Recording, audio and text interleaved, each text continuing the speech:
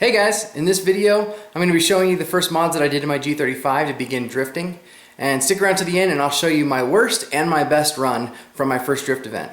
But to begin with, we're going to be looking at auto archaeology.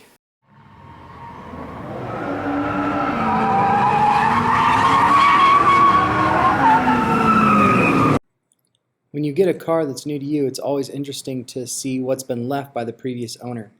So whether you bought a car for drifting or you're converting your daily driver, now's the time to just clean out all the gunk and vacuum up and get out everything.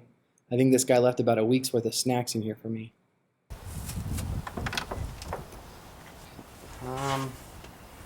Maybe for a gigantic toilet? What do you think? Alright, I'm going to do ratchet.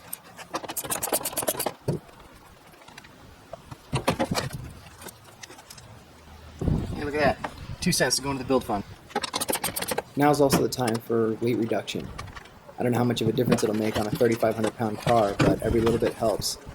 So you want to pull out everything that you don't absolutely need. There are 2 benefits to this. First is a better power to weight ratio, and second is it keeps things from rattling around inside the car while you're getting sideways.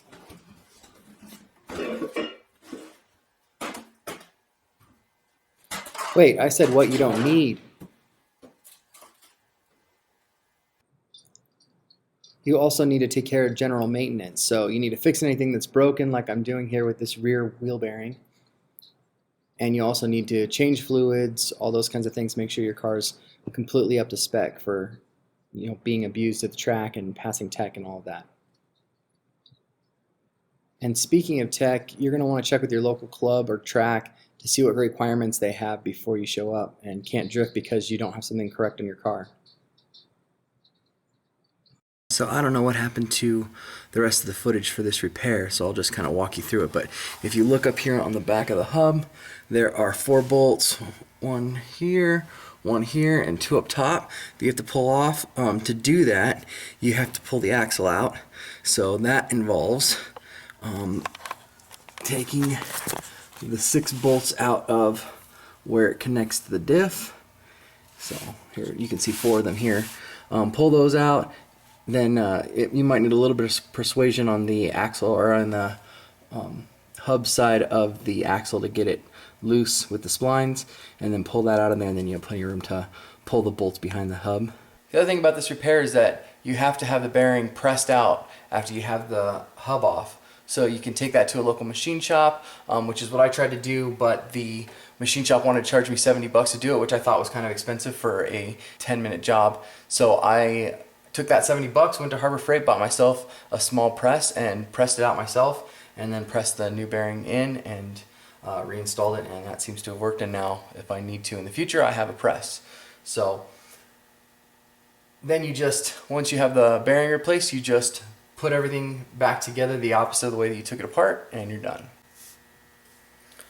The last thing I wanted to show you guys was that out of the 3 Forsberg first mods, I only got 1 of them done before my first event, which was my BC Racing BR coilovers, and I went with a true coilover system in the back and deleted the spring buckets, which is what I wanted to do.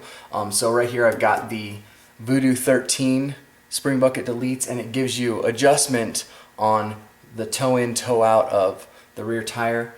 You can't get full adjustment because of the triangulation of the suspension, so eventually I'm going to have to do the bottom camber arm as well. Lots of YouTubers have installs on these BC Racing coilovers. I've got a link in the description below to Taylor Ray doing an install on his 350Z, which is basically the same as the G35, and he does a good job of explaining it. Okay guys, so 2 more things that you need to know about this install is, first of all, you don't have to pull off a strut bar in the front of the car because there is no strut bar in the front of the car. So you don't have to worry about that. That's one less thing to do on the G35 than you have to do on the Z. And then the other thing you need to do is when it comes to installing the extenders for the top of the rear shocks to be able to adjust them, with the Z you just put it straight up through the post, and then they stick out the top and you can adjust them that way. But if you put them straight up through the post, they'll end up inside the cabin. You want to be able to access them further in the trunk. So what I did was I just used a step down bit and I drilled into the back of the strut towers, and then just bent the adjuster through the back of it. So here, let me show you what it looks like.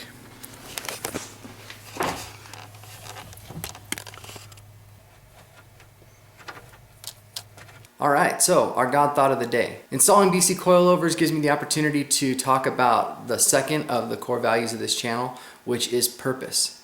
Right? When a car manufacturer builds a car, they have many purposes in mind, some of which are comfort, reliability, longevity, those sorts of things that they're looking for to give to the consumer and what the consumer is looking for, especially like in a luxury car like a G35, right?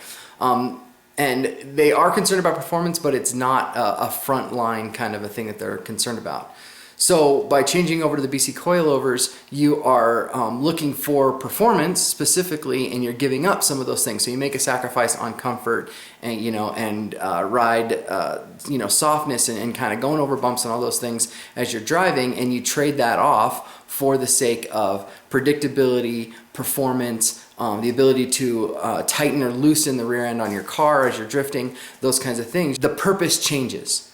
It's becoming a purpose-built car for the sake of taking it to the track. Living with purpose is a core life concept. A great verse comes from the book of Acts. Chapter 13, verse 36 says that David, who was the greatest king in the history of Israel, it says that he fulfilled his purpose in his generation. Man, how I'd love that to be said about me, that I had fulfilled God's purpose for my life in my generation. And so you have to ask that question of yourself. What is my purpose? What's my purpose in life? I don't think we spend, as a current culture, I don't think we spend enough time thinking about the deep things of life. We, spend all of our spare time filled with music, headphones in, watching videos, etc. Not that any of that's bad, but we do have to encounter the important things in life. And so you got to answer that question for yourself. What's your purpose in life? I know that God has a purpose for each one of us, a calling, a gifting, all those things.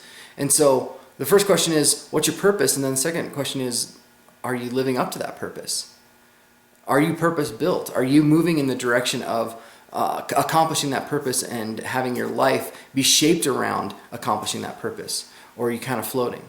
So I guess to wrap it all up, our second core value is purpose, living your life with purpose.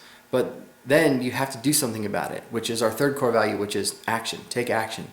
If you enjoyed the video, like and subscribe, and I will catch you guys next time.